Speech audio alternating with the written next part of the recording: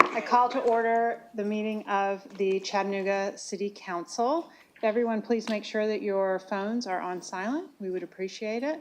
To get us started today, we'd like to welcome Councilwoman Burrs to lead us in the Pledge to Allegiance.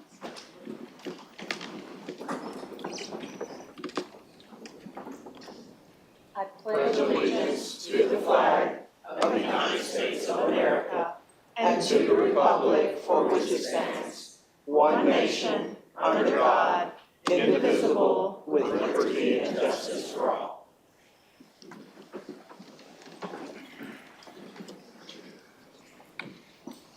Move the agenda.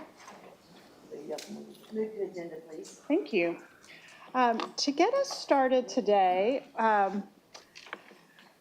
the city of Chattanooga has enjoyed the leadership of one Jermaine Freeman. Where is Jermaine? There he is. For many years, and Jermaine was not going to come to council today, so we had printed this picture of him that we were going to have at the podium somehow so that we could all tell Jermaine just how much we appreciate him and miss him. But instead, Jermaine decided to come in on his special PTO time, thank you, so that we could thank him in person. So, council, if you would like to say anything to our esteemed Mr. Freeman, please do hit your light. We'll get started with Councilman Henderson. Thank you, Madam Chair. It's going to be hard not to refer to you as chief, but let me just say this, and I mean this. I can't think of anyone that I have more respect for than you, Jermaine. You have always shot straight with me, and for that, I am truly appreciative and grateful. You are going to be missed. You've done a great job here at the city. You will be greatly missed. And your fashion detail, I've always taken note. I don't know who I'm going to be able to copy now, but you always look like a sharp dressed guy. Well, I appreciate that, Councilman Henderson. I had to upgrade my wardrobe because Councilwoman Dotley told me to stop wearing sweater vests.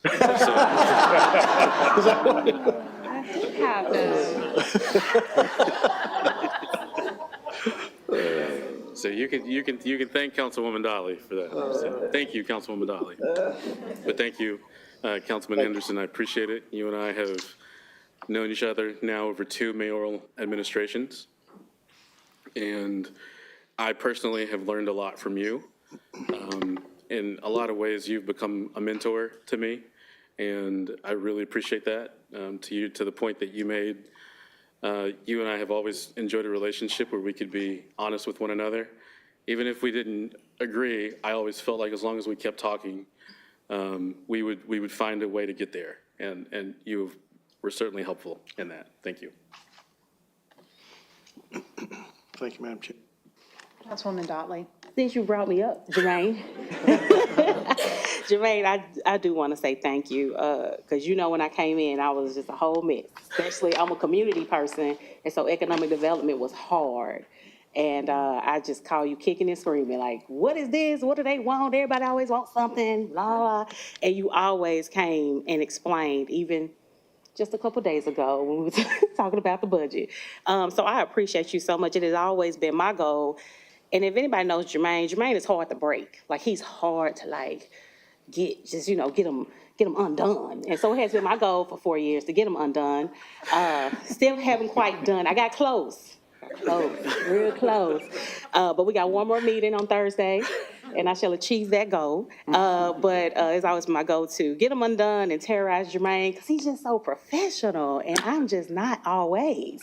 But I appreciate you for accepting me as is and really walking me through economic development, because it was hard, like tips and pilots, and I'm like, pilot, don't they fly planes? And then to find out it's actually an acronym for something. But you went with me through STEAM logistics, through the bend, through the stadium, through most of the developments that you see in South Chattanooga. So you've done an amazing job. As you well know, I was crushed when you called and said you were leaving. through some very colorful words. I hope you know that I love you and I appreciate you so much for your leadership. You were a great choice for, you had about 5 jobs since I've been here. You were interim administrator for economic development, then a senior economic person, and then you were, and all these were interim at the same time. Then finally, you only had 1 job, and that was chief of staff. And I think that was the best job, and you've done an amazing job. If you can't tell, I love me some Jermaine. He has really, listen, if y'all hear some of those conversations me and Jermaine have had, whether it's up and down, arguing back and forth, or whatever, we always get to the same place. We're just trying to help people and serve God's people, and prayerfully, people are helped and they are well. So Jermaine, I appreciate you. And yes, I'm glad you stopped wearing that sweater vest. Yes, had to step it up. And thank you, and I always say this, and I try not to be too, try not to say too much, racially, but at the same time, sometimes I would go into a room and the only other black person I saw there was Jermaine. And that is a sad sentiment, but at the same time, it was great that he was in a space already comfortable, that I didn't have to feel uncomfortable because he was there. So I appreciate you. And it goes to a couple of my other colleagues as well. But Jermaine was the first one that when I went into an event and I'm like, oh God, I don't know nobody, and then Jermaine comes in and, he know everybody. I was like, thank God Jermaine is here. So thank you, Jermaine. That's just, I'm going to miss you very much, and you know that, but that's okay. I'll see you Thursday at 9. So we got that. But thank you, Madam Chair, for that. Well, if I could just say, Councilwoman Dolly, as a resident of District 7, you were my council person. And so I think it was always important for you and I to have a special relationship. And I always felt like it was, my job is to serve. And so even as the chief of staff, my job is still to be a public servant. And so I probably nerded out more than you realize when we were having the conversations about pilots and TIFs and economic development. I realized. Yeah,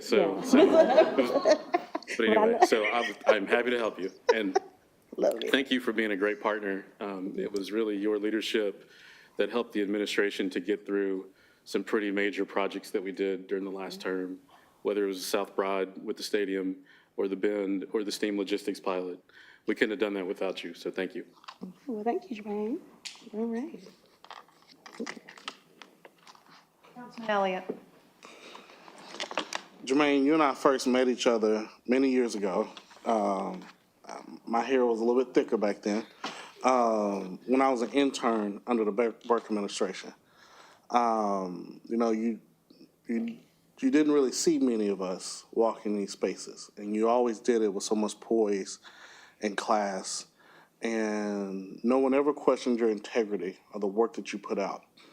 Having worked together with Burke and under the current administration, you've always been steadfast to the people. And I think that's something I probably really respected you the most, when you could have found many ways to speak several folks out for stressing you out. You've always been the cool head in the room. And I think that's something I probably admired about you. And so I just want to say thank you for all your commitment to the city and to those who have worked with you. You messing up the program, brother. We had plans. We had plans, but you know what? I wish you well in your future endeavors, and I look forward to seeing what life has for you going forward. You have more than earned this departure, and I hate that we did not get more opportunity to work together in this capacity, but thank you. Well, Councilman Elliott, I have seen you grow from an intern to a staff member in the mayor's office to a city council person. So I am personally very proud of you, and you have a bright future ahead of you. So thank you. Appreciate it. Thank you. Councilwoman Knoll. Vice Chairwoman Knoll. Jermaine. Yes, ma'am. How are you?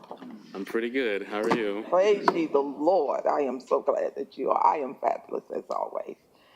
So I am going to say just a couple of things. If I had to pick one adjective to describe you, I would say peacemaker. Because Lord knows you have kept the peace in a lot of situations, and I'm grateful for that. I used to say when I had to meet with him, I used to say, "Oh, I can't stand him. He get on my last nerve. Oh, he done tap dance on my last nerve. I'm so sick of him."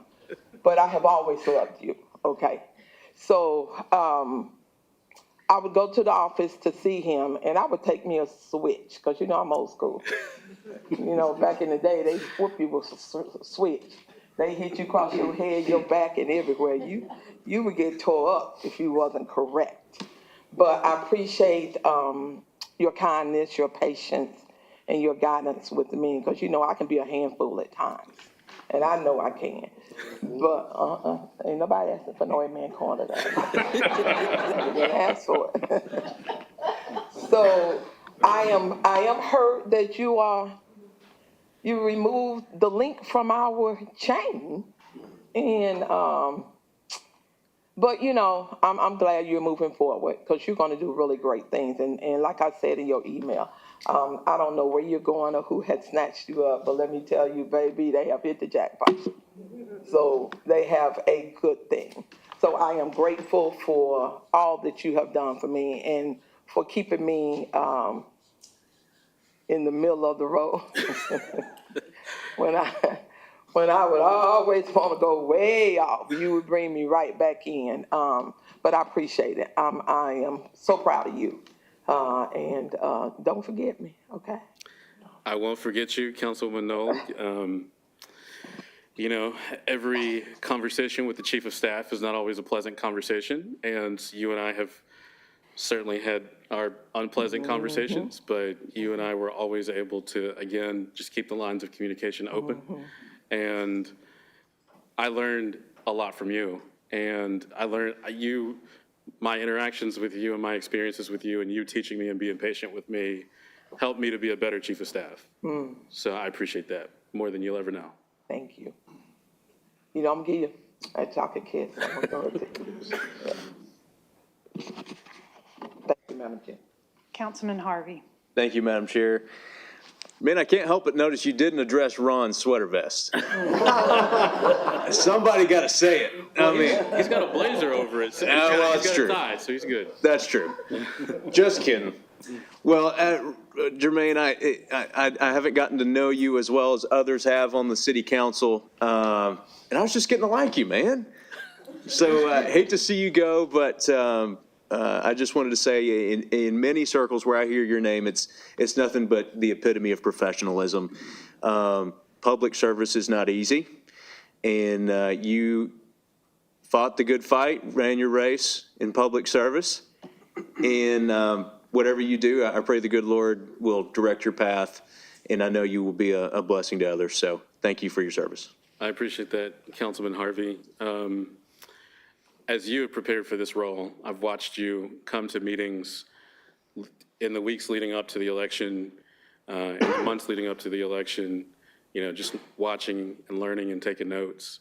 And that's the sign of someone who is going to be really dedicated to the craft, because there is a craft in the work that you all do. And to see someone approach the job with that level of professionalism, even before they were elected to the office, is a testament to you. So you're going to do great things. Thank you for the kind words. Yes, sir. Thank you, Madam Chair. Councilman Clark. Thank you, Madam Chair. Jermaine, Yes, sir. are you about to cry? No, I'm good. Oh, just like, okay. I was like, no, don't cry. This is a full circle moment for us and your CSAS family. And as I look into the room, we've got Chairwoman Jenny Hill, Caritza Mosley Jones, who serve in administration, and probably other CSAS family in the room today. And we come from a strong institution of educators who have prepared us for civic engagement, and you are the epitome of that. You are the product of that fine institution of people who believe that civic engagement is just more than a job. And this was more than a job for you. This was something we know that you took to heart. And you are the gold standard. And your predecessor has big shoes to fill in how to leverage personalities. As you know, some of the council people have talked about you being the peacemaker, but you did it with elegance. You did it with meekness. You did it with firmness. I know there were plenty of times I've called you, and I know you wanted to cuss at me. But you did not, and this was prior to me becoming an elected official, because you worked throughout the community, you know, before, in other administrations. You've survived 2 administrations and was able to climb those ranks to our chief of staff. And I so humbly would refer to you as chief, and you would say, no, don't call me chief. But you were chief in so many regards, and just how you did your job. And that will be missed around here. And I hate that I got to the dais and you decided to go somewhere else. And Chairman Hill, I was going to say, can we pass a resolution to keep him? Like, what can we do legally, Phil? But I know you are on to better things. And I know whoever will have the opportunity to work with you, they are blessed to have not only your level of expertise, but your heart. And that's the heart that I hope that we all embody in our work, because you carry it in everything that you do. So thank you for the opportunity, not just in your role as chief of staff, but throughout the years when you started in city government, I think about 9 years ago. Mm-hmm. So a pleasure to be able to work with you. I hope we can still contact you in advisory, because you are a subject matter expert that will be missed around City Hall. So thank you again for your service to the city. I appreciate it, Councilman Clark. And similar to Councilman Elliott, I've also watched you grow and watched you go from being a community advocate to now being in this seat. And I'm proud of you as well. And I agree with you wholeheartedly. There is one high school above all others, and that is Chattanooga School for the Arts and Sciences. Thank you. Thank you, Councilman Clark. Thank you so much. Thank you, Madam Chair. Thank you. For those of you that don't know, that is a public school, and we are very That's proud right. to be alum of that school. Let's see, let me clear that queue so I can just say just a few words. Jermaine, it's a joy to work with you, and I fully intend to keep working with you wherever you go. I don't know where it'll be, but I'm sure we'll cross paths many times in the decades to come. You're a person I can always count on to give me good advice and to help me find the savvy solution that balances my innate desire for all things justice and idealism with my need for practicality. So I thank you for that. And I wish for you balance in your life. This has been a job I think you've given a great deal of your time to, more time than anyone should ever ask, and certainly more than folks deserve.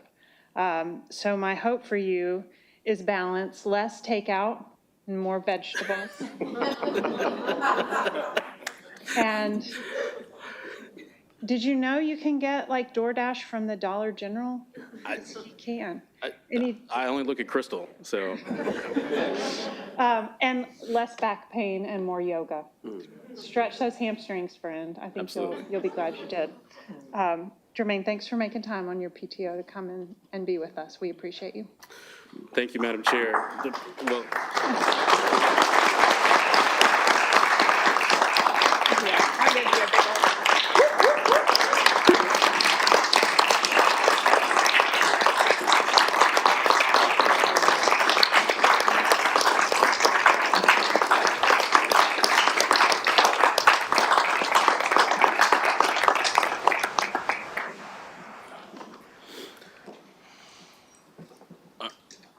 thank you, guys. I really appreciate it. Madam Chair, you and I obviously went to high school together, and so we've known each other for a long time.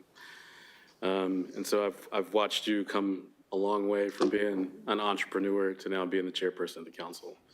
And I've also gotten a chance to know your daughter through the Mayor's Youth Council, who is now doing some pretty cool things too. And so I won't take up too much of y'all's time. I know how much y'all value a short meeting. So, but I just want to say it's been an honor and a privilege to work with all of you. It's been an honor to serve with each of you. I consider all of you to be friends. And that's all I got. That's all you got.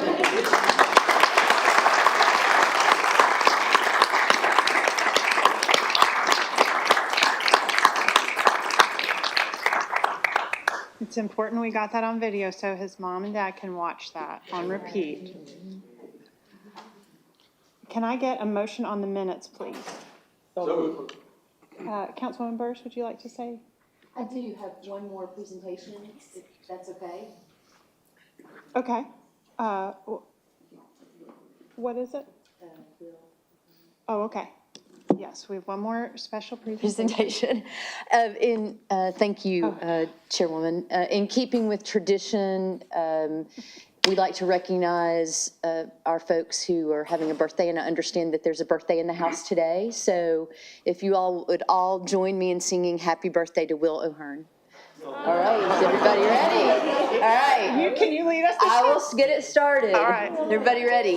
Happy birthday to you. Happy birthday to you, Will O'Hearn. Happy birthday, dear Will. Happy birthday to you. Thank you, Madam Chair. Yes. Warning, don't come to council on your birthday. All right, can I get a motion on the minutes? So moved. All right, minutes will stand. Okay, council, we are going to go through our agenda. We have some items on final reading, so we're going to start there. Please take a minute and let me know if you have any concerns about the fire ordinance, I will say the transportation ordinance that is in my district is good to move forward. Council, we have two final readings in planning, items C and D. These are in District 6 and in District 7. It is my intent to take these as a package unless we're good to go on that. Okay, great. Okay, moving into items on first reading, we have a transportation item that will impact District 2, a speed limit change on Cherokee Boulevard. We have some planning items on first reading. We have items in District 5, 2 items, and 1 item in District 9. Councilman Elliott. I'll be, item D, I'll be laying that on the table. Okay. Councilman Clark. Madam Chair, under Planning B, with Scenic City Home Builders, that will be approval with conditions. And so Okay. when it comes to time for that, if we need to separate that as an amendment. We'll do that individually. Gotcha. The conditions that you're going to be approving, are they already in the document? Or- Yes, I'll defer to Phil for that, Okay. if you don't mind. Yep, they are currently in version 2. Okay, so we'll be reading into the record version 2. Now that is, let's see if we see that. On my digital version, I don't see a version 2. Do we have that on the paper copy? This is item B. This is item B0043, Scenic City Home Builders.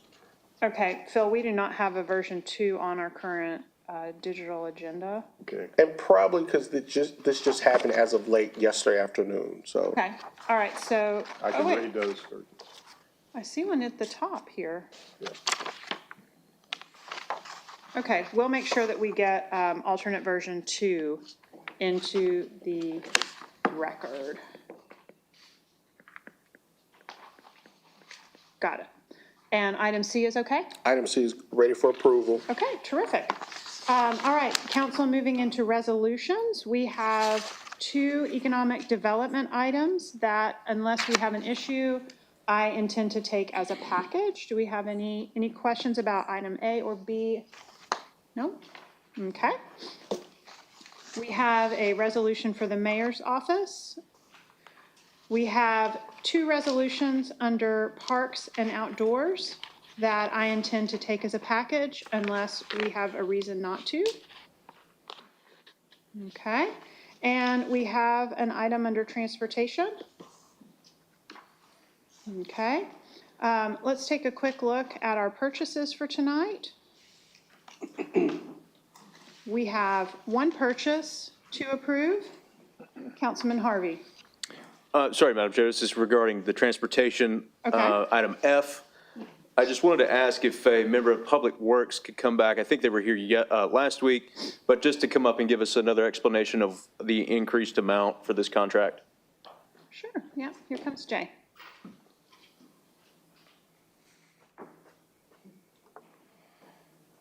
Good evening, council members. How is everybody doing today? Good. So for item F, it's the same Kimley Horn traffic that we have been working on this entire time. This change order is so that they can do a survey of Brainerd Road and allocate positions where they can put their survey equipment. So this is for District 4, 5, and 6, correct? Yes, sir. Okay. Okay, that's all. Okay. All right, so going back then to purchases, we have one purchase for approval tonight. We have one renewal. We have no RFPs and no emergency purchases, but we do have two sole source purchases. Councilman Elliott. Thank you, Madam Chair. This is for. Oh, sorry, I'm sorry. Councilman Clark. This might be out of order, so just let me know, but I'd like for us to back up to Parks, Public Works, and Wastewater. Okay, hold on Parks just a and second. Outdoors. Was your Is that question okay? about purchases? Okay, well, let's go ahead and do purchases, and then we'll come back to wastewater. Okay? Thank you, Madam Chair. And this is about tonight's new purchase with CPD. I don't know if this is a chief question. I'm glad to see we are providing mental health services for our officers.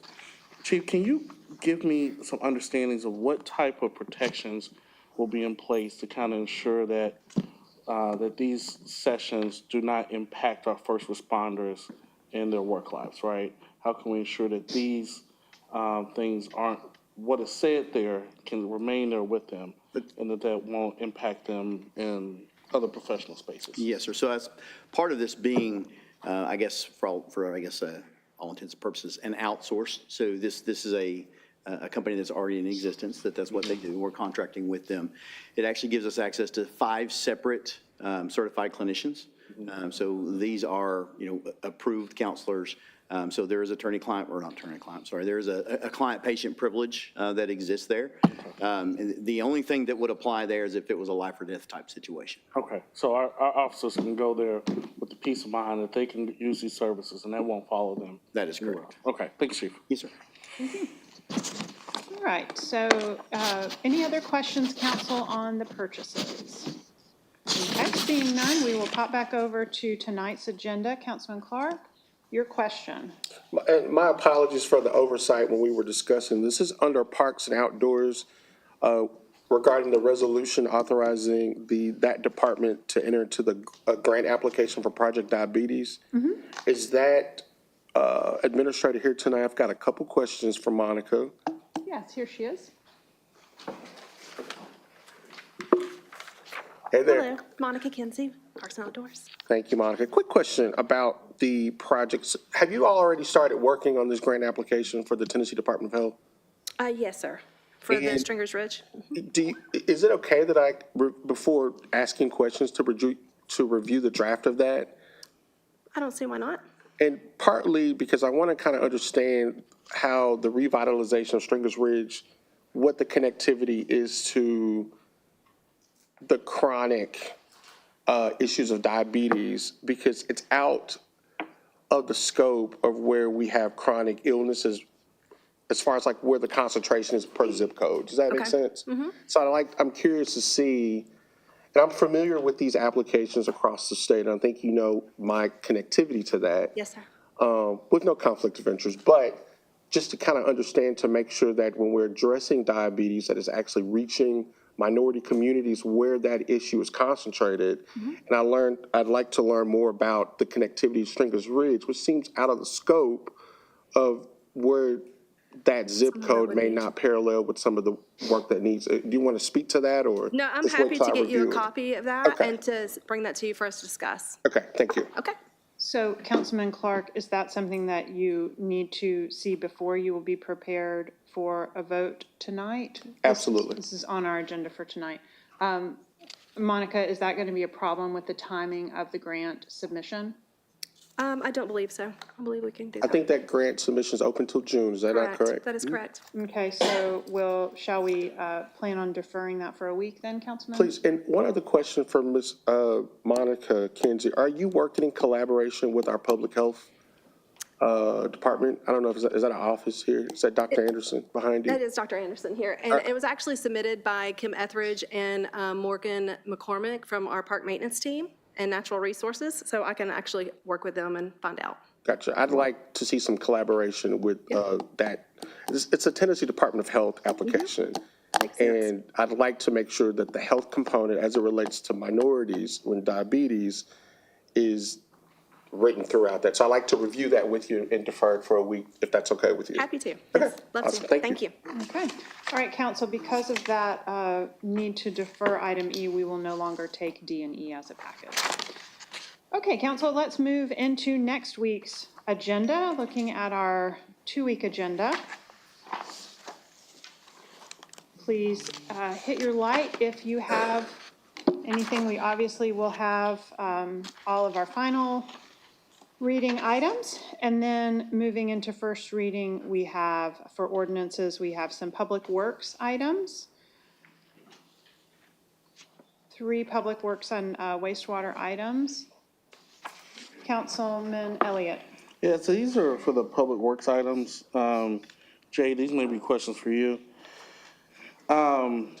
Just trying to get an idea of what we're changing, and what's the difference we're looking to make in these 3 different ordinances. And in particular, I'm looking at ordinance A, B, and C. And for C, I just want just a general overview of what that ordinance C is. is not me, sir. Wastewater's not under you? No, sir. That was my motion. Oh, Mark, sorry. Nope, that's my fault. But if you want to do A and B first, I do have those too. So whichever way y'all want to go. What was your question, Councilman? Can you give me an idea of what we're looking to do with this ordinance amendment item C on the wastewater? Yeah, certainly. So in one area of town, there were some, I think it's condominiums that were built with an oversized water meter. And the sewer bills are based on the water meter size. Okay. So they were actually over-designed, and therefore they were overbilled per the ordinance. And in order for us to correct that billing for these citizens, we have to have an ordinance revision to say that, anything built before this particular date when the ordinance is adopted that has the incorrect water meter size will be billed at the appropriate water meter size.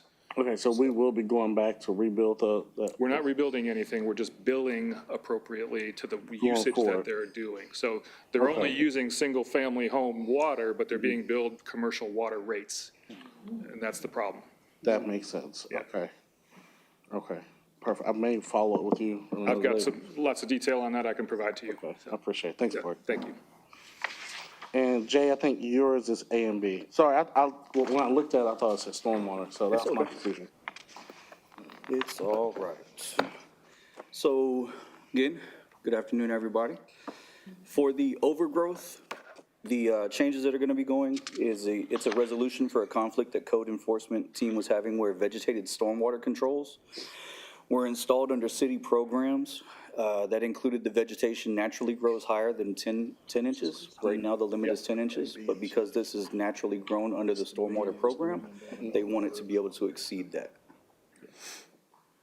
Okay, that makes sense. And if that's B, the overgrowth, is that in conjunction with the private property responsibility ordinance? No, sir. The private property responsibility will be, they are simplifying the charges and the license inspections that are required. So there's 4 license inspections that are required annually. Okay, It was 4 of them that had to be done by a licensed professional. Now Okay. it'll only be 1 annually that has to be done by a licensed professional, and that is to reduce the cost overall. okay, so we're just simplifying the process, Yes, pretty sir. much. Okay, perfect. That's all. I was just really curious about what we were problem. doing. Perfect. And that's all, Madam Chair. Good, okay. Councilman Henderson. Thank you, Madam Chair. So the private property rights, and I guess it seems like it has to do more with development or developers For, and for the private property responsibility. Yes, sir. The A8A, Is that correct? It seemed to be dealing more with the developers and than the actual. And I guess what maybe would help is if we had a red line version or what the, when I read the backup document, I can't tell what's being changed. Okay. If we could have a I can red provide- line or a, some kind of version that I can provide kind of that. indicates what the changes are. It does reference the build-up portion of it for overall residential, but it's mostly clarifying what's required in the annual inspections and the quarterly inspections. So those are the biggest changes to it, but I can get you the red line copy. Yeah, I think that would be helpful. I'll send it to you in an email here in a Thank you. second. And I guess if you could do B that way as well. Yes, sir. A and B. Yes, sir. Just send us a red line version. That'd be very Absolutely. helpful. Thank you. Thank you. Yes, please send to the entire council. Yes, ma'am. Councilman Clark. Yeah, thank you, Madam Chair. Actually, Councilman Chip answered my question, because just as a point of information, Madam Chair, I was wondering, when this is published, for the amending of the city code, did we receive a hyperlink to read those changes? Is that what he's requesting? Well, And is it, so and we is it have available the- to the public? Yes, we have the ordinance and we have the ability to, you can read all of them with Gotcha, hyperlinks. okay. But red lines aren't automatically always provided unless we request them. Unless we're And so a requesting. red line's really helpful for comparison purposes for our work. Gotcha, thank you so much. You're welcome. Councilman Davis. Thank you, Chairwoman. And just to address some of these questions that have been asked here, it's my intention next week when these resolutions, or when these ordinances come up on first reading, to defer them to the 13th, because we'll be having a Parks and Public Works meeting on the 13th, where we can have beforehand those additional details and have some discussion on these. And there's also some other issues on for May 13th already for Parks and Public Works. Terrific. Thank you, Councilman Davis. Can I ask a question, please? Is there any way that I can get access to the timelines on when we're going to do those beforehand? That way I have the answers already ready to go, so that I'm not trying to jump through hoops and find things at the last minute? Sure. Would it be on May 13th, just at 3:30 as a committee meeting? Okay. As part of our regular So we'll let the council two of you meeting. get together on that. Okay. Excellent. Okay, council, moving on, we have some items under council office, some appointments in District 9. We have items under economic and community development, which are going to be covered in our Affordable Housing Committee meeting momentarily. We have a finance item. We have some items for the mayor's office. Councilwoman Dotley. For the finance item, that's the EPB item. I did meet with Greg Eves this morning along with Weston and had a few questions. So I wanted to get those answers for those questions on the record, just so we'll have those. And I know we have some new council members. This is the 9th supplement for them, and so that's a lot of supplements. But if Weston is here, Javid, okay. So the questions I had with this supplement is, what is the new rate? What are our cost savings? How long is the refinance bond term? Will this be refinanced again, given that this is the 9th supplement? And let me see. Okay, and that was it. And the 7th supplement that they had in 2021, the amount was $75 million. Why is this supplement refinancing at $160 million? So those were the questions, Weston. So if you can answer those, that'd be great. Sure. So the term, they haven't set the terms just yet. They're going to go out to price it at the end of the month, or at the end of May. They've got, working with PFM and some of the consultants they're working with, they feel pretty strong, pretty confident that the rate's going to be somewhere around 3.6. When they looked at it last week, that's where it was. They're being told the volatility in the market is slowing down a little bit, so they feel comfortable it'll be around the 3.6 rate.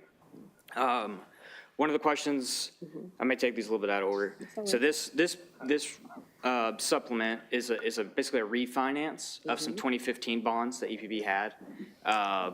And those bonds were at a 5% rate. So the 3.6 will generate a cost savings of, again, depends on when they actually price it and go to market, but somewhere in the neighborhood of $7 million, it'll save them. The term, those original 15 bonds were 25 years. They had a 10-year call, which is what they're doing here. And then these new bonds will be at 15 years. So it's not going to extend the term at all of the original issue. So those will be paid in 2040, give or take. The question about the seventh supplement, the way this is, and Phil can correct me if I'm wrong here, but the supplement, each supplement is a new issue. So this ninth supplement is not really related to the seventh supplement. They're separate issues. Again, this one is a refinance of the fifth supplement. So kind of tracking all of that. So that's why there's such a difference between the two. But this isn't new debt to them. This is just a refinance of existing debt for EPV. Okay, and then finally, what is the cost savings? The cost savings depends on when they go to market, but they're thinking somewhere around in the neighborhood of 7 million. They've been working with PFM. They've seen it as low as I think 4 and as high as 15 maybe, but I think they're settling in somewhere in the neighborhood of 7. Okay, all right. Well, thank you so much, Weston. I appreciate it. Very helpful. All right, thank you. Thank you. Thank you, Madam Chair. Okay.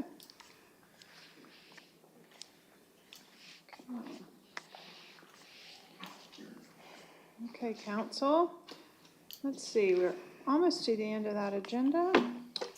Got some additional public works items, which it sounds like Councilman Davis will be moving. And planning item and a police item. I do want to make an announcement before we move into our affordable housing meeting, which is that the city council will not meet on the 27th of May. That's the day after Memorial Day is observed. So we will take a break and give the team here a break as well. So that brings us to the time for our affordable housing. I had another one. We have future considerations also. Ding dong. Okay, but Councilwoman Dolly, you've got something first. Yes, future considerations. We have on our 3-week outlook, we have the budget ordinances and resolutions. So I did want to make a public statement regarding the budget, FY26 budget schedule. Tuesday, May the 6th, 2025, budget information will be publicly available. There'll also be a budget presentation to City Council, which will be in a budget committee meeting.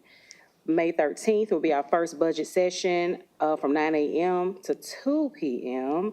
And then May 20th, 2025 will be our second budget session from 9 a.m. to 12:30 p.m., followed by our budget public hearing at 3:30. We are tentatively scheduled right now, June 3rd, for the first budget ordinance reading, and then Tuesday, June 10th, for our final reading for that budget. So that's our schedule. Council should have received it, but I wanted to make sure it was publicly on the record.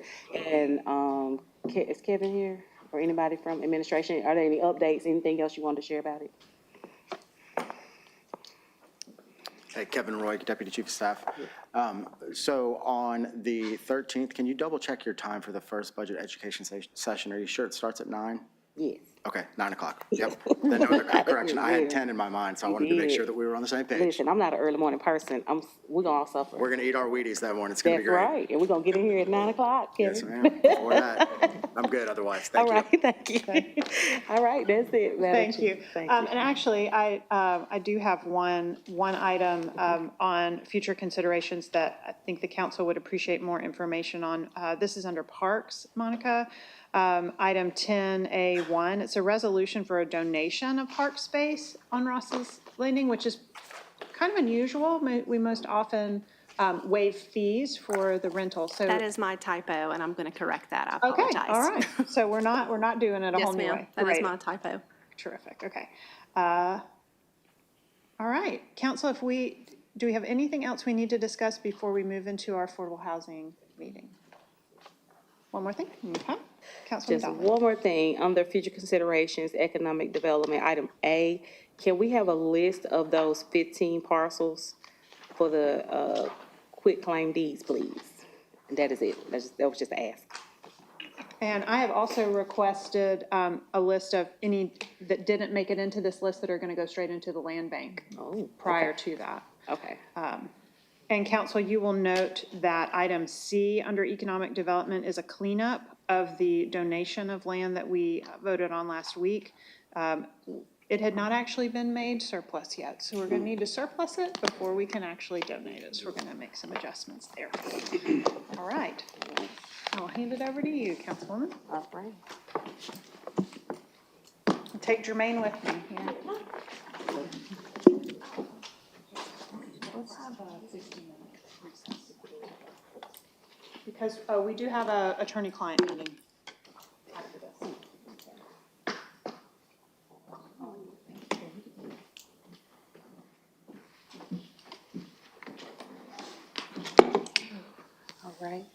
All right, we call our Affordable Housing Committee meeting to order. Can I get approval on the minutes? So moved. Second. All right, minutes stand without objection. Today, council will be looking at our 5-year consolidated plan and CDBG allotments.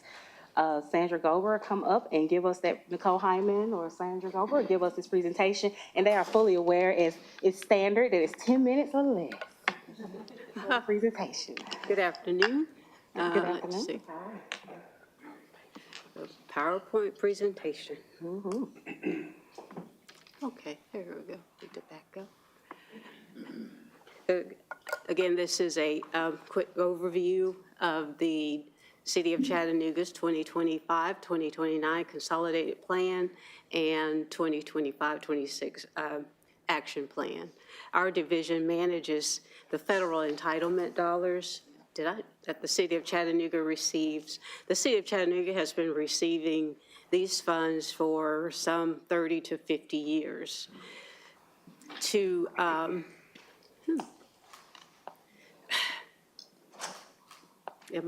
It's not moving. Okay. Each of the grants carry their own prescribed requirements and eligible uses. At the end, all of the funds, they have to be used to benefit low to moderate income families and be used to meet one of these federal HUD requirements or national objectives. There are two things that the City of Chattanooga absolutely have to do to continue to receive these funds, and that is every 5 years we have to do this consolidated plan, and every year we have to do an action plan. The consolidated plan is called a consolidated plan because those grants, at one point, they were all carried their own sort of reporting and application cycle, and HUD wisely consolidated them all under one process. So every 5 years, we have to go through this process to develop this consolidated plan, and the action plan is sort of a 1-year indication of what we're going to do to address the plan for that year. The consolidated plan, the contents of it, it's like a 400-page document, and it's on the website if anyone wants to go read it. The content, it consists of a needs assessment, strategic plan, and again, the 1-year action plan.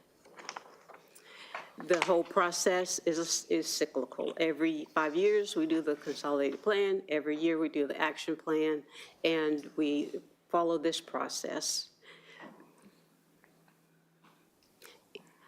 In completing the consolidated plan, the entire process is required to have citizens' input, as well as using HUD-prescribed data and using data sources, local information. We usually use our plans that have been developed.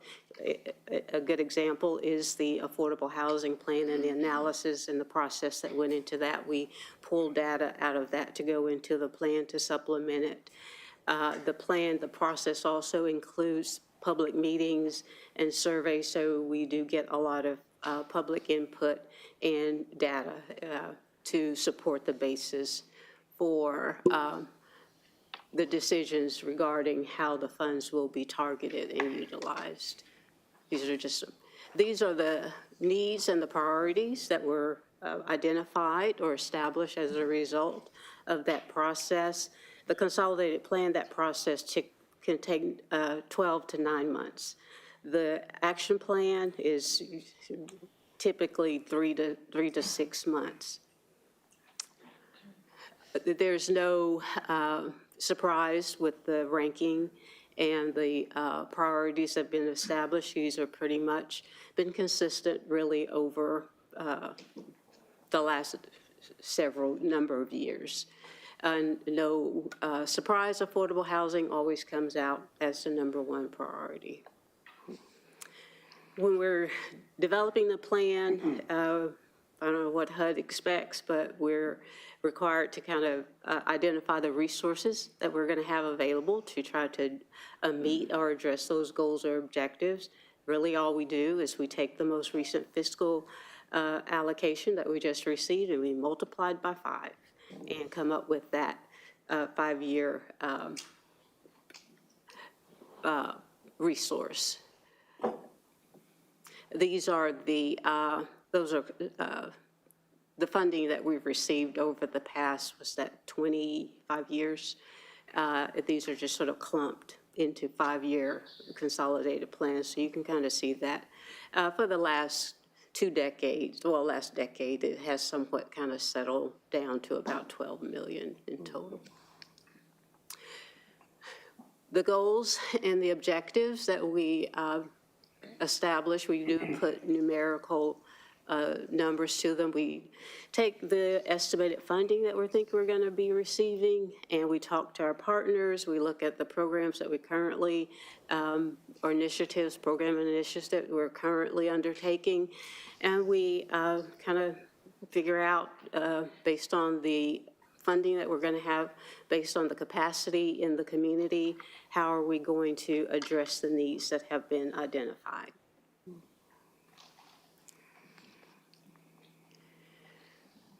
Again, part of, I don't know why that's off like that. Part of the consolidated plan, it does include the first year's action plan. And for the 25-26 upcoming fiscal year, we estimate that we're going to receive a little over, well, $860,000 in home, 1.6 in CDBG. The home funds, when we receive those, we actually make those funds available through a year-round affordable housing program. The community development block grant funds, we do a request for proposals or notification, notice of funding availability, and we accept applications and we vet those applications. And based on the vetting process, then we make recommendations for funding.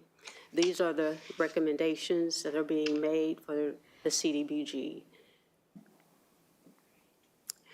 All of the funds have to be, at the end of the day, they have to be expended to meet the needs of low mod income individuals. So all of the programs, projects, activities have to serve individuals' households at or below the 80% area median income. This chart here just sort of shows you what kind of jobs or usually fall within those AMIs. You forgot to include city council.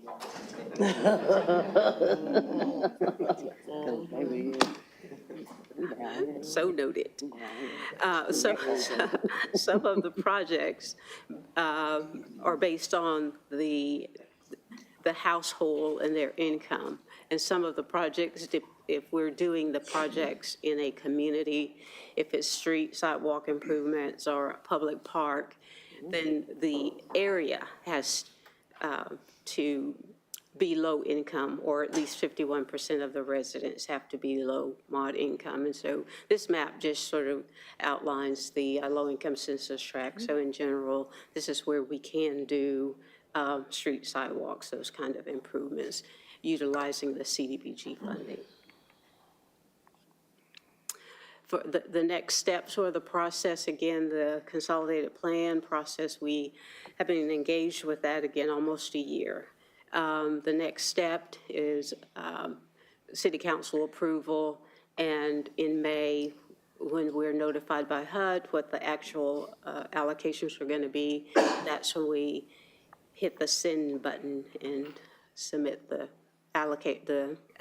consolidated plan along with the action plan.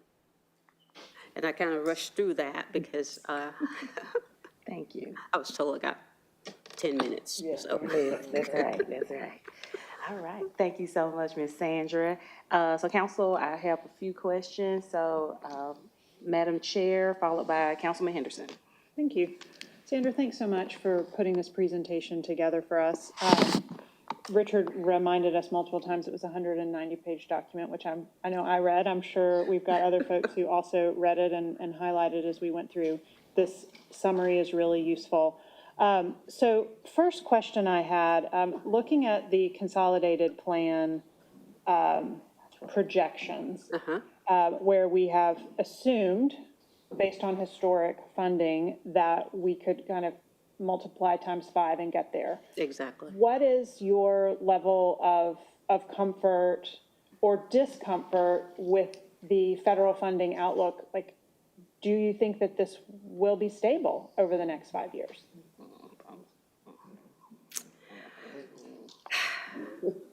Well, I gotta ask. I know, and looking at historically, I think every 5 years, there's always something that goes on that causes us to be uncomfortable and worry about, whether or not the funding is going to continue. But based on what we're hearing, at least for the next year, I think we can say for certainty that we will receive the allocation. Following that, again, it's based on, the president. Okay. Yeah. And the Congress, I guess, and Senate. So this money that we'll be voting on in the resolution for Yes. 2025, 2026, accepting the 2.4. So that money has been dispersed by the federal government at this point? Is it guaranteed to come to us? We have not officially received notification that we will receive it. That is the part that we feel comfortable that we will be receiving. So and we wrestled with whether or not to continue this process because of the uncertainty in the funding. But if we don't do the process, and you're talking about, you'll be behind almost an entire year trying to do it once you are notified that the funding's available. So you have to act like it's going to be normal. So you have to go by faith, yes. That makes sense. Yes. I appreciated the slide clarifying the way that we've got to be using this money for 80% AMI and below. The slide with the 5-year goals was really fascinating to me. The first slide in particular, because it was about increasing affordable housing opportunities and then providing public services, and just the difference in volume. So over 5 years, if I'm understanding go this. back to it? Or? Yeah, sure. Over 5 years, we'll go this one, 50 homeowner, if you could, 50 homeowner units added.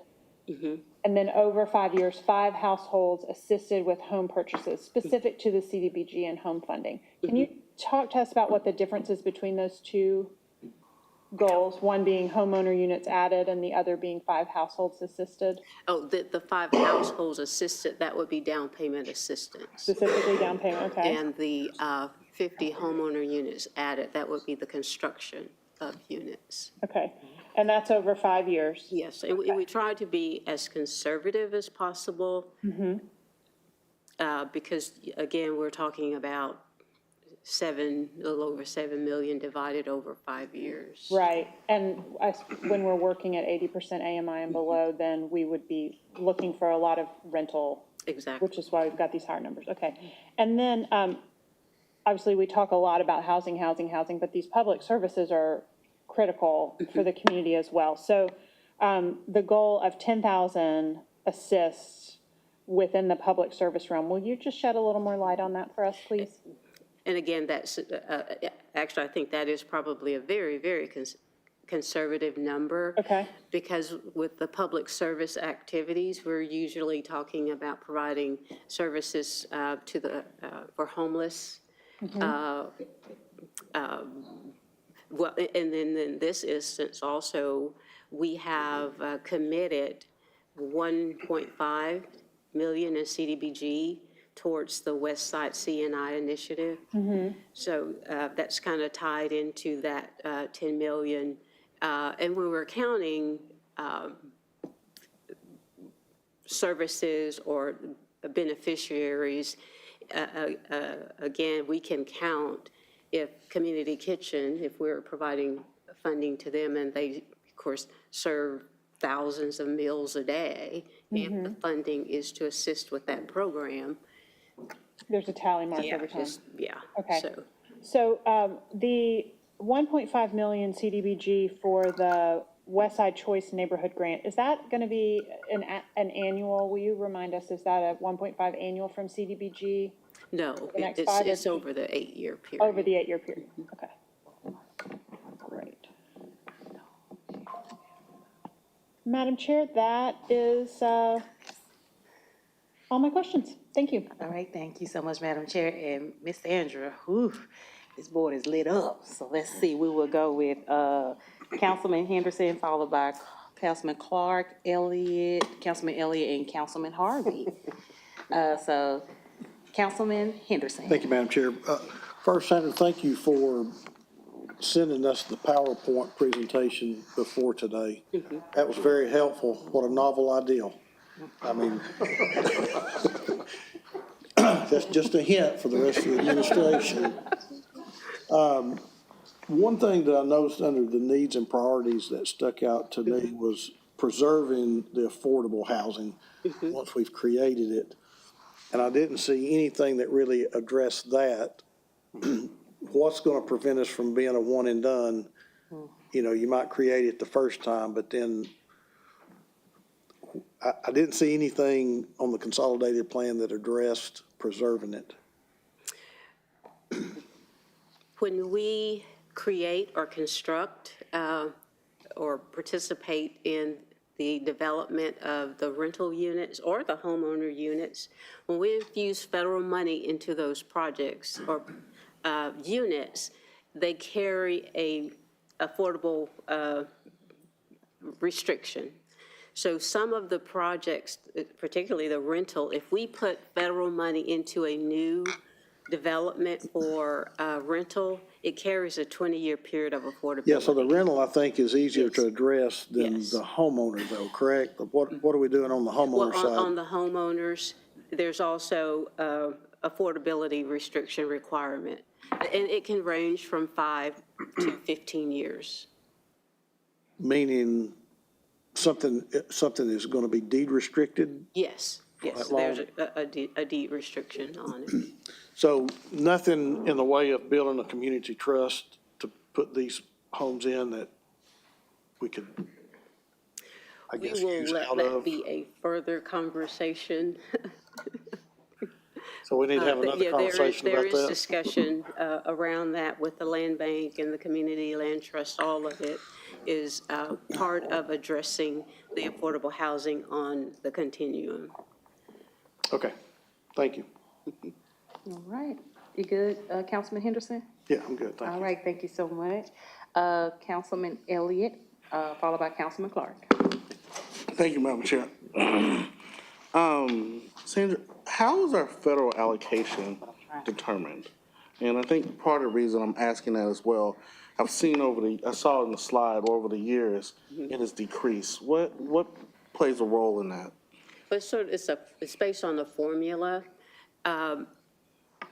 Cities or counties, cities with a population of 50,000 or more, counties with a population of 300,000 or more are entitled to receive or to participate and receive the CDBG and home allocations directly from HUD.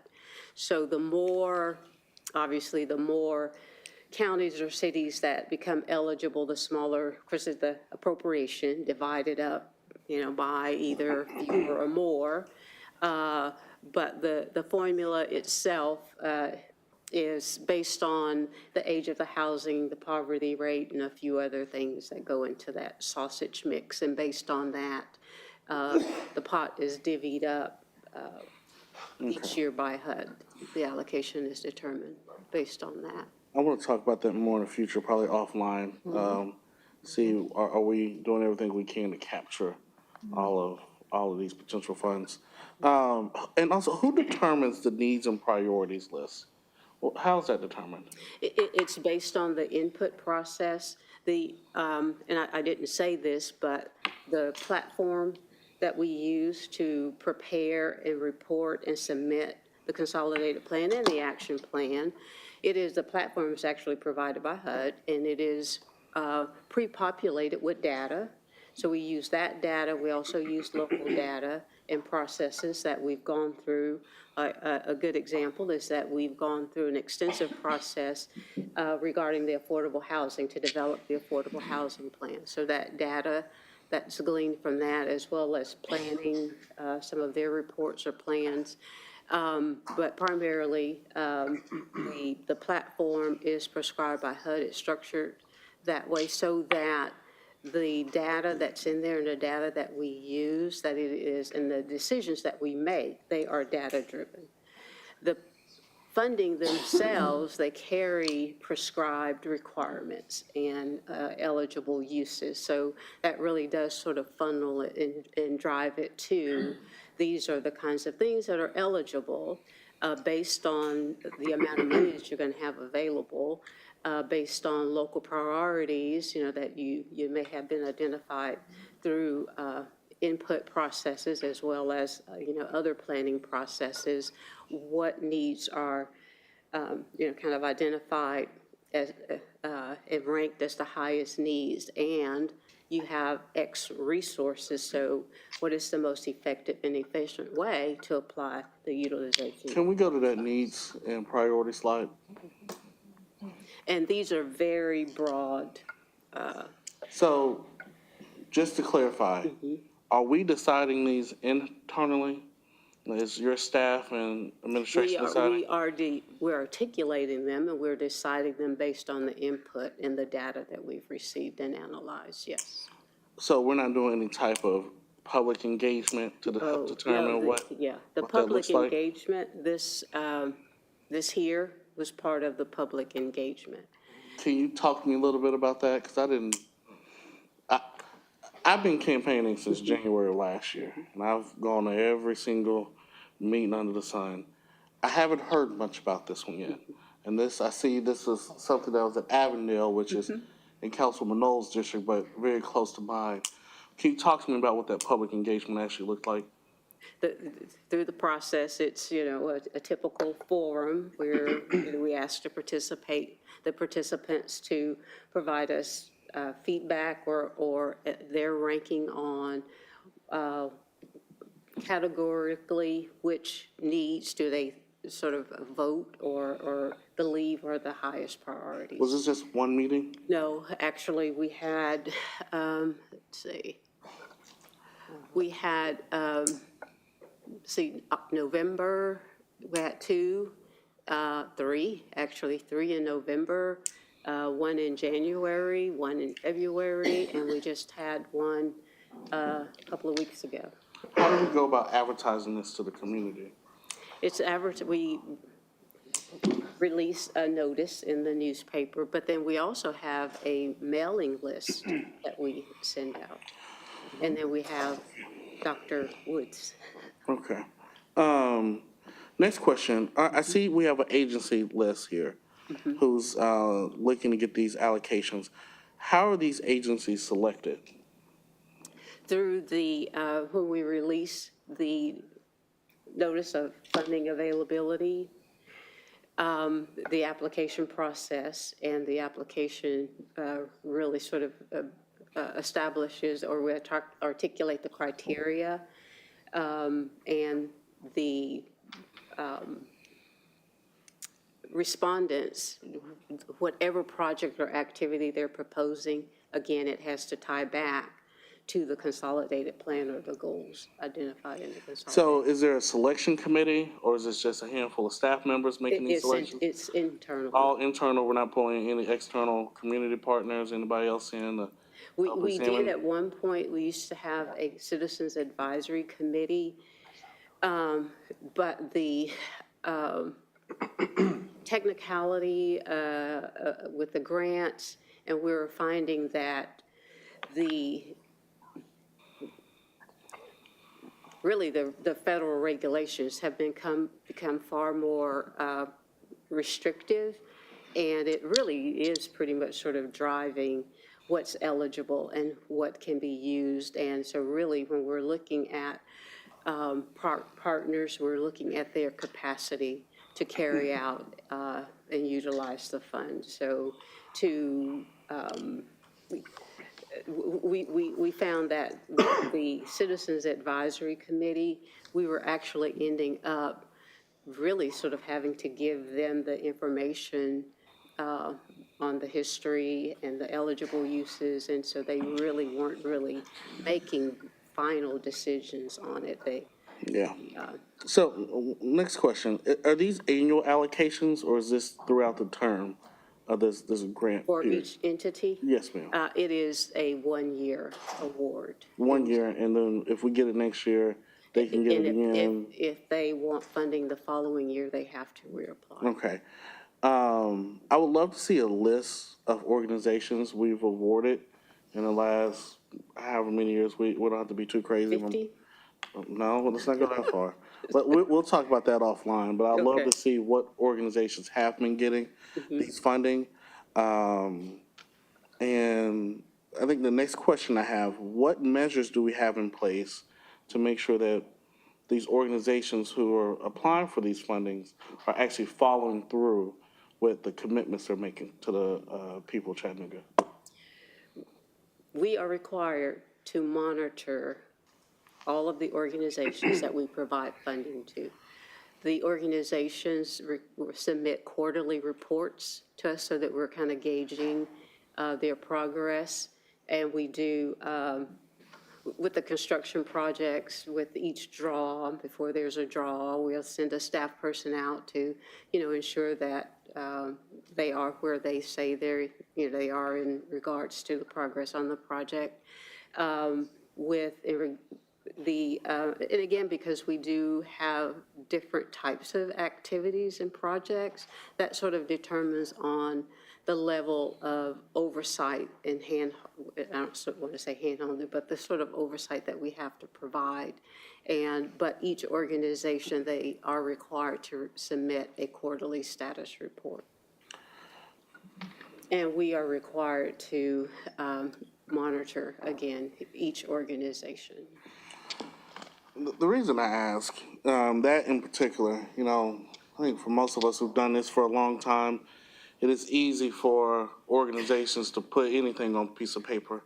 And then we rarely ever see any type of tangible outcomes that we can actually see from it. And then we have this perpetual cycle where the city's pumping out money year after year after year, and we're not seeing anything change. And so I'd like to talk about that a little bit more offline.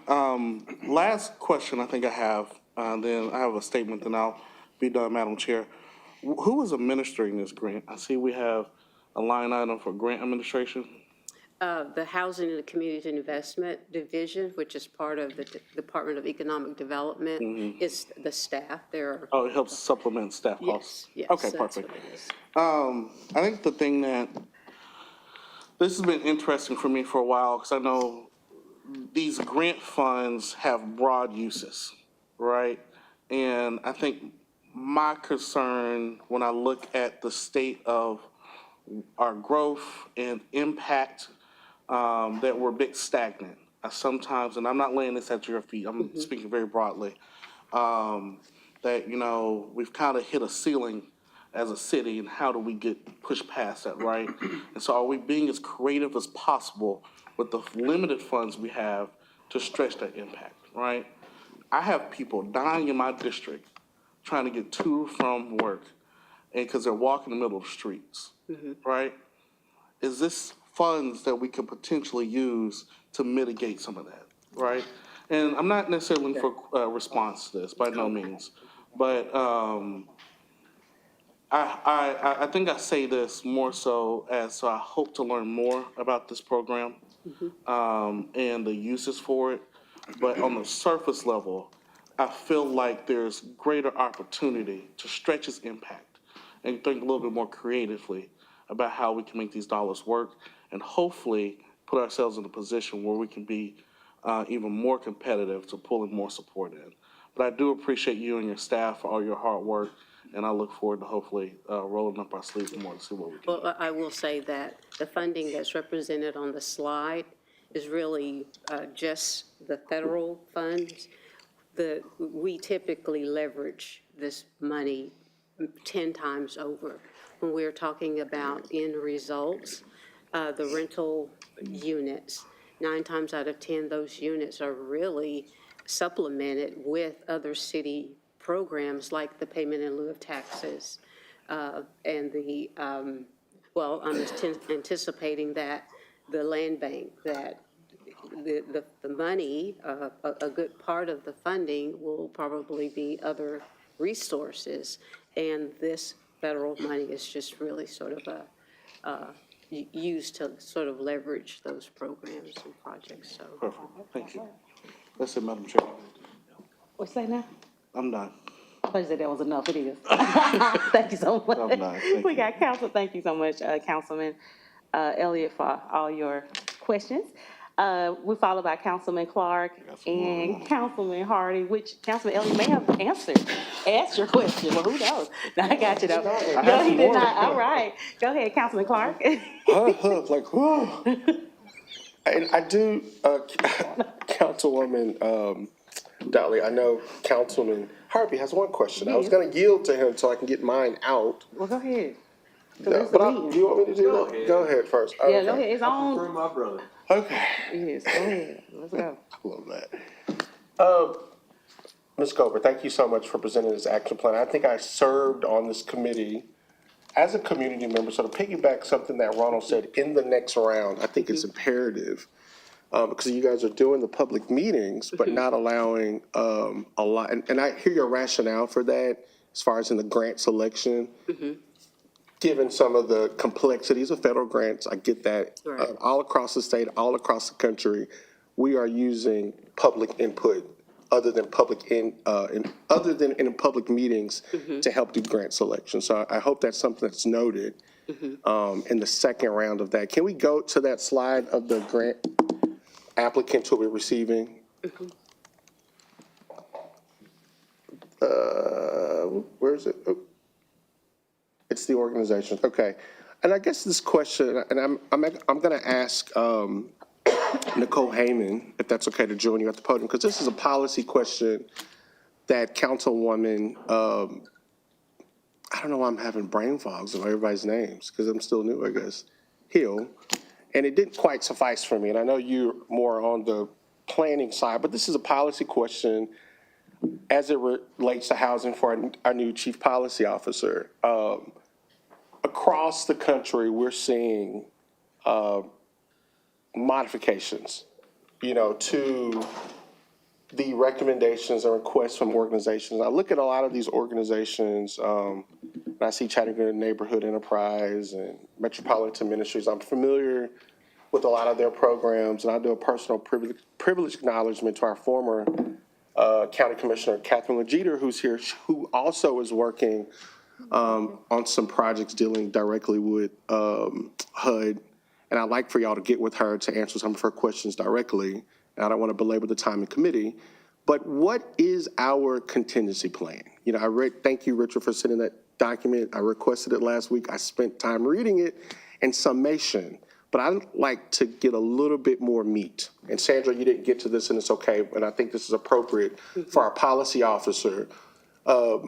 We're seeing cuts immediately and imminent across the board to federal funding. And what was not in our consolidated plan was a contingency plan of what happens when we can't meet these needs for recommended funding.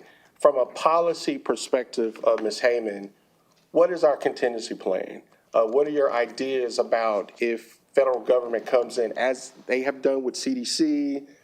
We've had impact from the Tennessee Department of Health, and we're no different. Even in the areas of early childhood, what are your ideas about a contingency plan if this federal funding falls through, and what are your policy ideas around that? Is that fair? It's a big question. I think we're in the process of trying to figure that out now and what that's going to look like. I mean, I think there's a real concern that we're not sure what Congress is going to do, whether they're going to allocate the full amount of funding to HUD. I think it would be silly to think that they will reallocate 100%, but we're also pretty certain that they can't cut us off completely. And so until we have more knowledge about what's really going to happen, I don't think we can fully plan for that, but I think we are in the process of trying to figure out where government steps in, where philanthropy steps in when the federal government fails us. But I think it's going to be, the next 6 months or so are going to be very enlightening, and we're going to have to take a real hard look at what dollars do we have access to that can step in and fill this void. And it's going to be a process that we're going to have to go through and try to identify ways to pick up the slack, because this money is hugely important to our community for the preservation and production of affordable housing for folks making 80% AMI or below. So it'll be a big task. Yeah, you created our first Chattanooga housing plan.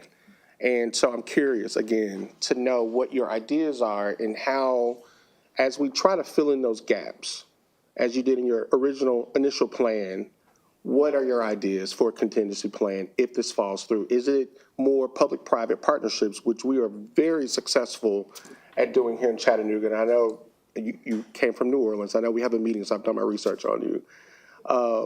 I'd like to see us put together a contingency plan to answer more in depth of Councilwoman Hill's question. We're interested in policy. We don't want to, my idea is that we want to be ready so we don't have to get ready. And that's not in this plan. Or is it? No, it's not. This is absolute, this. I know it's the HUD requirement. This is a HUD required I know it's the HUD requirement. That isn't going to speak to that, but I hear you, and we have some things in place now that will step in, our incentives through the pilot program. Those are incentives that will hopefully step in and spur more development of affordable, mixed income affordable housing.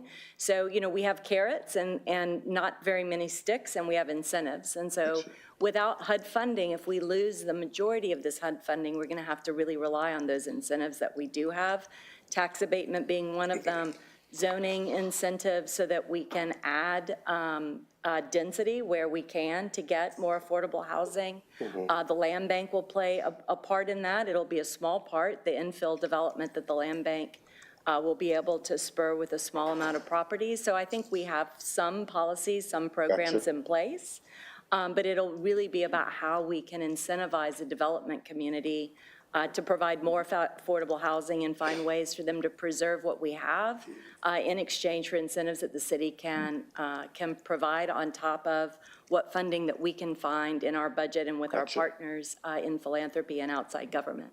That suffices for me. I'd like to see a white paper developed on your policy ideas around being ready as a contingency plan. And I know as a policy person, that's probably something that you would have readily available for something for us to review that we could chew on a little bit more. Do you know what I mean? Thank you. Awesome. Thank you, Ms. Heyman. That concludes that was one question, and she answered it amazingly. Right, thank you so much, Councilman Clark. Councilman Harvey. Thank you for your time. I have a question about the community input meetings. How are the locations of those determined? We try to find a central location.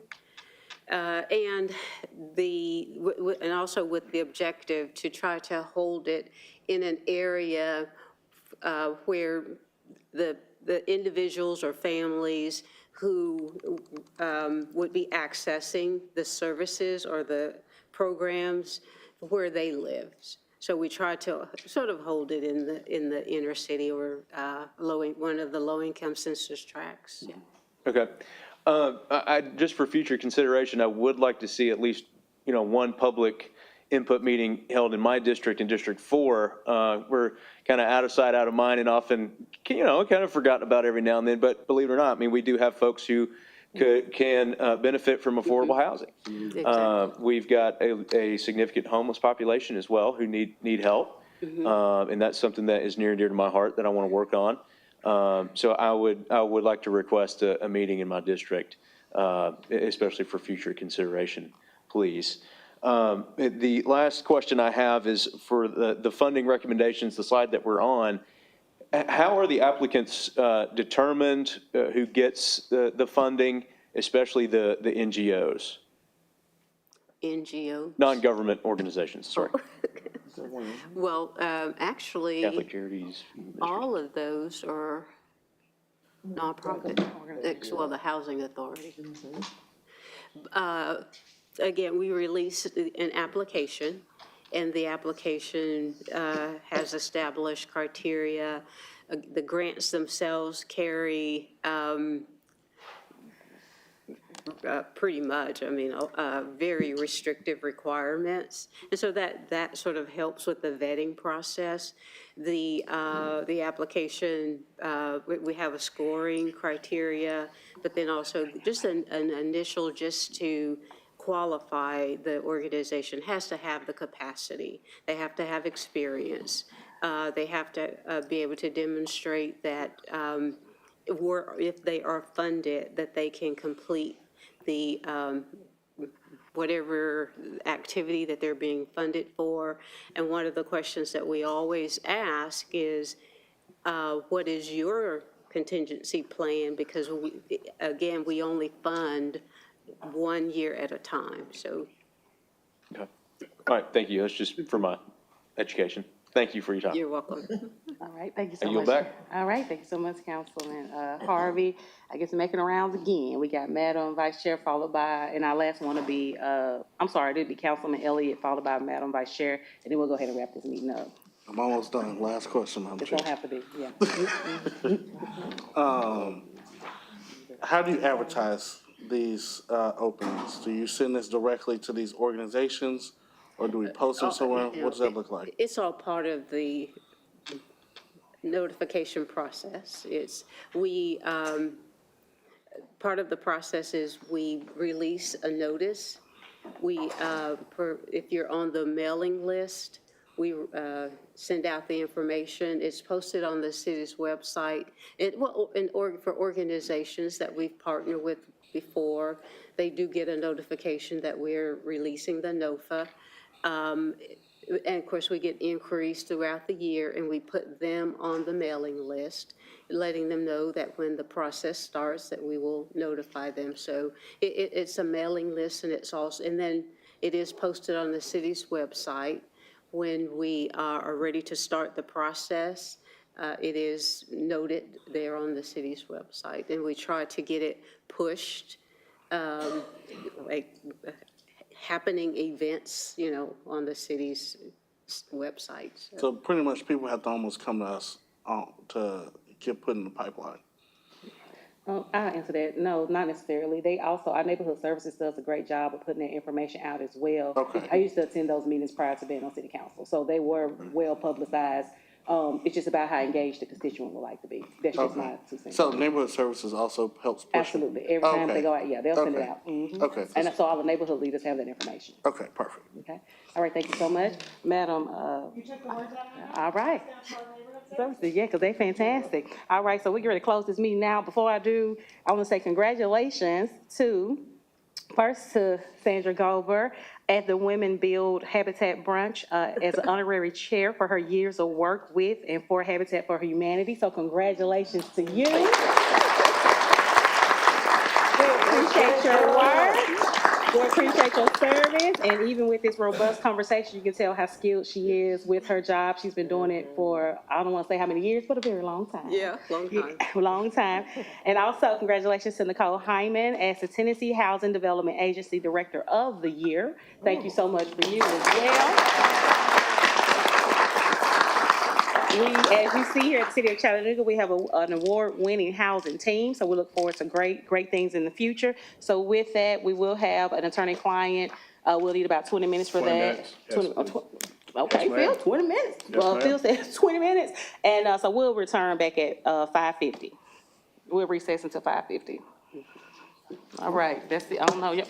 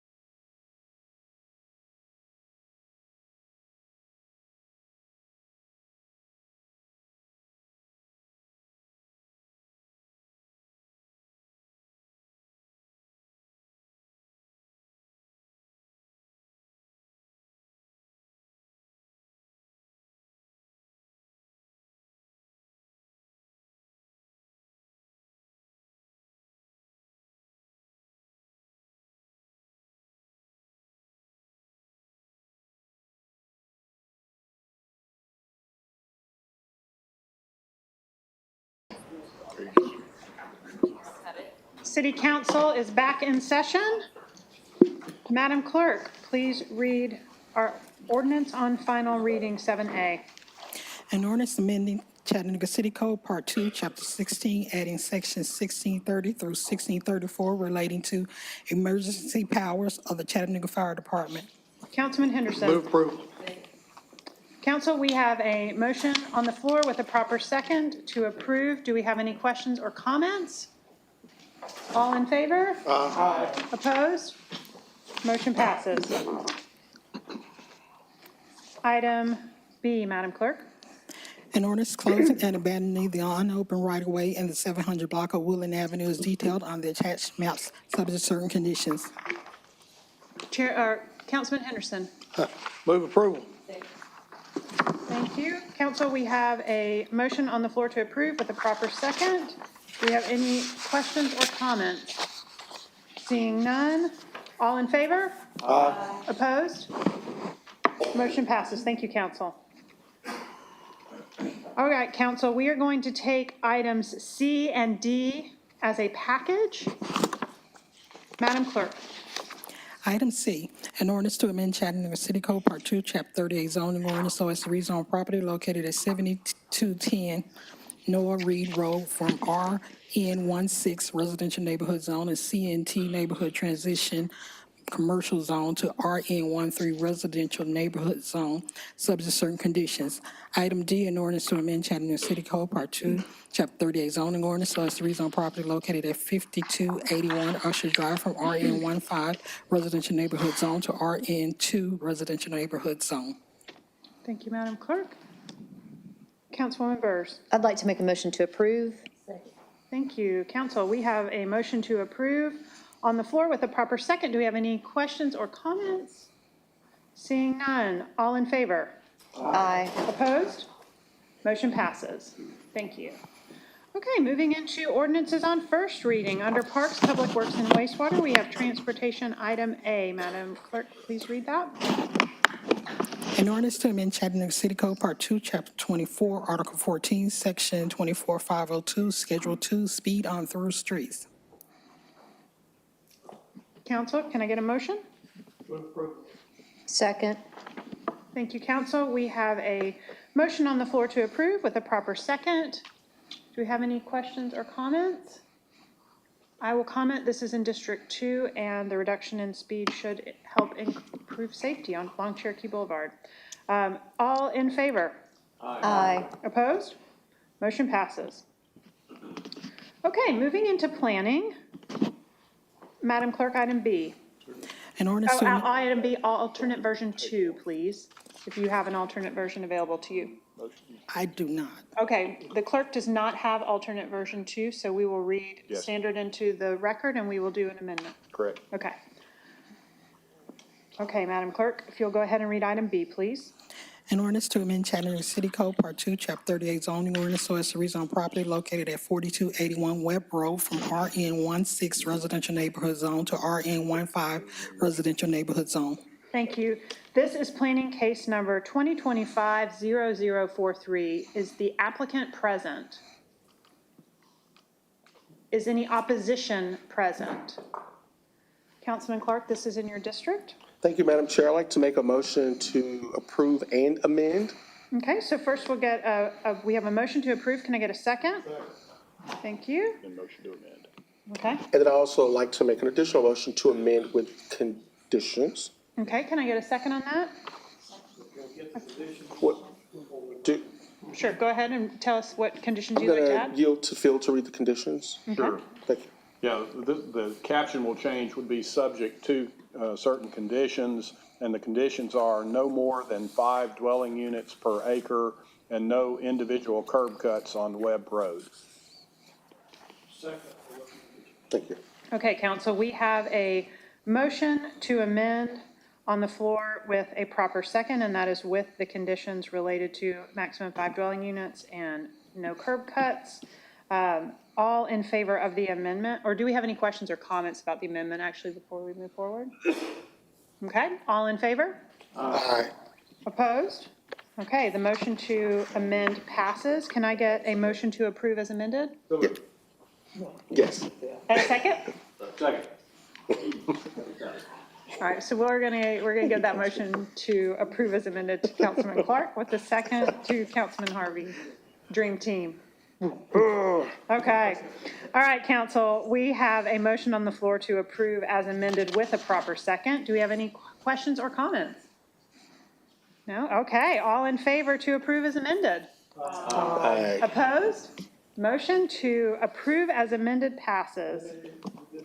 We are crushing it. All right. Okay, Madam Clerk, item C, please. An ordinance to amend Chattanooga City Code, Part 2, Chapter 38 zoning ordinance, so as to rezone property located at 4326 Bonnie Oaks Drive and parts of properties located at 4314 and 4320 Bonnie Oaks Drive from RN16 Residential Neighborhood Zone to CN Commercial Neighborhood Zone. Thank you. This is case number 2025-0037. Do we have an applicant present? Do we have any opposition present? Councilman Clark, this is in your district. We have no applicant or opposition. Madam Chair, I'd like to make a motion to approve. Thank you. Can I get a second? Second. Okay, council, we have a motion on the floor to approve with a proper second. Do we have any questions or comments? Councilwoman Dotley. I just want to confirm, is this one of the Michael Kenner developments? It is not. It is not, okay, all right, thank you. Okay. Any other questions, comments? Okay, thank you, council. All in favor? Aye. Opposed? Motion passes. Thank you, Madam Chair. Okay, moving to item D, please, Madam Clerk.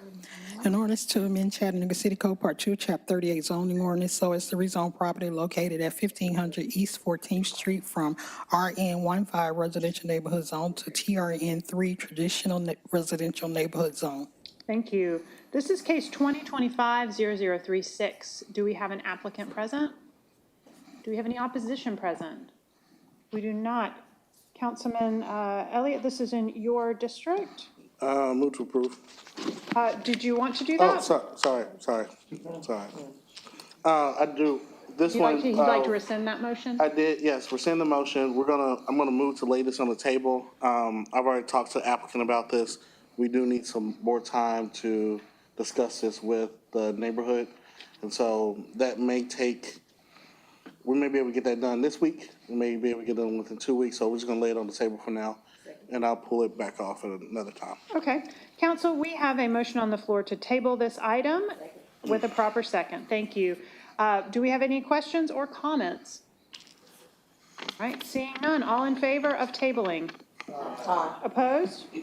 Motion to table passes. Thank you. Okay, council, we are moving into resolutions. We have 2 items under economic development for resolutions, and my intent is to take these as a package. If this is not okay with you, please speak now. We're good in agenda session? Okay, Madam Clerk, please read A and B together. Item A, a resolution authorizing the administrator for the Department of Economic Development to enter into a license agreement with the University of Tennessee Chattanooga campus in substantially the form attached for the use of specific portions of the property identified as Greenway Farm, tax map number 110021 for the UTC Stopover Project for a license term of 3 years with the option to renew for 2 additional terms of 3 years each, with each term to be at no expense to the licensee. Item B, a resolution authorizing the administrator for the Department of Economic Development to enter into a lease agreement with the Chattanooga Area Regional Transportation Authority, CARTA, in substantially the form attached for the use of the property at 3937 St. Elmo Avenue, further identified as tax map number 155OE011, for use as a pop-up park for a term of 1 year with the option to be renewed for 2 additional terms of 6 months each at the rent of $1 per term.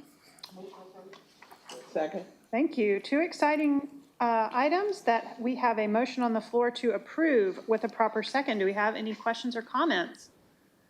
All in favor? Opposed? Motion passes. Thank you. All right, Mayor's Office, item C, please.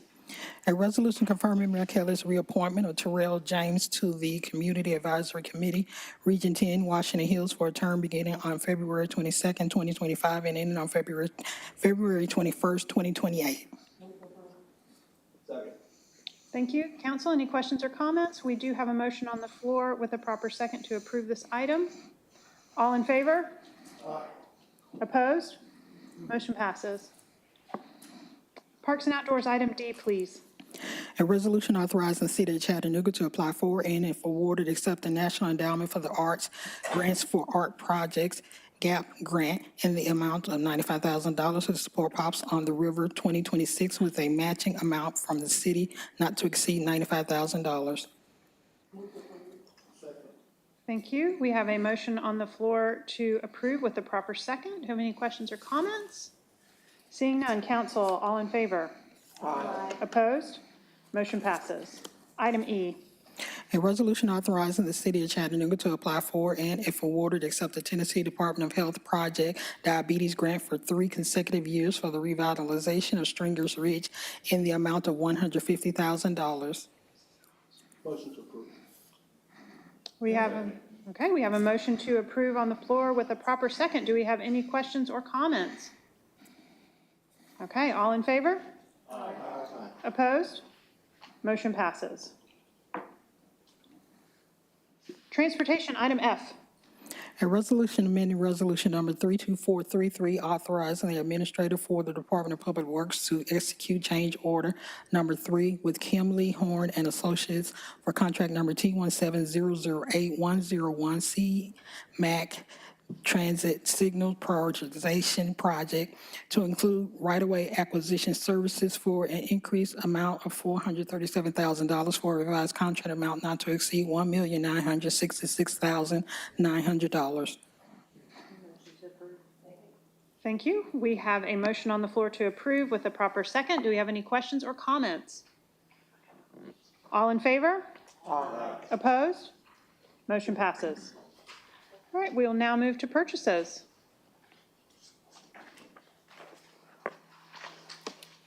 Good evening, council. Good evening. I have one purchase recommended for approval this evening. It's for the police department. It's a new blanket agreement for licensed mental health professionals. This will be a 2-year agreement not to exceed $129,673 annually. The award will go to Scenic City Therapy as the best bid meeting specifications for the city of Chattanooga. Second. Council, we have a motion on the floor to approve this purchase with a proper second. Do we have any questions or comments? All in favor? Aye. Opposed? Thank you. Motion passes. Okay, I have one renewal tonight. It's for Fleet. It's the final renewal for the real-time Fleet GPS tracking. Move to approve. Thank you, council. We have a motion on the floor to approve the renewal with a proper second. Do we have any questions or comments? All in favor? Motion passes. Thank you. Okay, I have 2 sole source purchases to report. The first one is for wastewater. It's water sampling controllers in the amount of $22,719. And the second is for technology services. This is Child Plus software used by Early Learning in the amount of $30,195. Thank you very much. Thank you. What did you want to tell me? Okay. All right, we're going to move into committee reports. I think we'll start with Councilman Henderson tonight. Councilman Davis. And we will have a Parks. Thank you very much. Parks and Public Works on May 13th. Councilman Harvey. No report. Councilman Clark. No report. Councilman Elliott. No report. Councilwoman Dotley. Yes, we had an affordable housing committee today, very robust conversation. And also, just as a reminder, we do have a budget committee meeting next week, Tuesday, May 6th. We'll have our budget information publicly available online and in our budget presentation to City Council, which will be in a budget committee. Thank you very much. Thank you. Councilwoman Burrs. Thank you, Madam Chair. I have two things. One, we have a Planning and Zoning Committee meeting next week during the council meeting. And then I also wanted to add that it was brought to my attention by a little bird that we have two other birthdays to celebrate today. Happy birthday, Eric Asbo. I think your birthday is today. And then Mark Heinzer's was yesterday. So we won't sing to you all, but happy birthday. Happy birthday. Oh, goodness. We're treading a slippery slope over here. Yeah. Mr. Attorney. Yes. Oh, wait. Councilwoman Knoll. My apologies. Vice Chairwoman Knoll. No report. No report. Okay. Mr. Attorney. City Attorney's Office would like to announce on the minutes tonight the settlement of a case involving a person by the name of Destiny Parks here that's in Circuit Court in the amount of $46,290.63, and one other settlement of a claim involving Annette and Stanley Jackson for property damage in the total amount of $71,176.98. Thank you very much. And one final announcement. The City Council of Chattanooga will not meet on May 27th. We now reach the time in our meeting to recognize persons who wish to address the council. If you are interested in addressing the council, please line up at the podium. Mr. Attorney, please read the rules. Yes, ma'am. At the end of each council business meeting, the chair will recognize members of the public who wish to address the council, and here's your rules. Each speaker wishing to address the council can only be recognized at the microphone provided up front for that purpose. Can't have more than 3 minutes to speak, and you can address the council only upon matters within their legislative and quasi-judicial authority and not upon matters which are not under their authority and are regulated by other governmental bodies or agencies. Do not engage in vulgar or obscene language, nor use the floor to personally attack or personally denigrate others. Address your comments to the council as a whole and not make comments directed towards individual council members. And lastly, do not engage in disorderly conduct or disrupting a public meeting, which is prohibited by Tennessee law. And someone commits that offense if a person substantially obstructs or interferes with the meeting by physical action or verbal utterance with the intent to prevent or disrupt a lawful meeting or gathering. Having stated those rules, please go ahead and state your name, please, sir. Will do, yes, sir. Josh Branham, Governmental Affairs Director for Greater Chattanooga Realtors. We, at our Association of Realtors, we have a few efforts to have a community outreach, and for fear that some of my high school teachers might be in the audience or watching on the live stream, I thought I would ask a young person who is better at school than I am, Mr. Jackson, to read an exciting announcement for us. Go ahead, buddy. Thank you. All right. Greater Chattanooga Realtors Community Scholarship was created as a way for realtors to give back to community since launching the scholarship fund in 2022.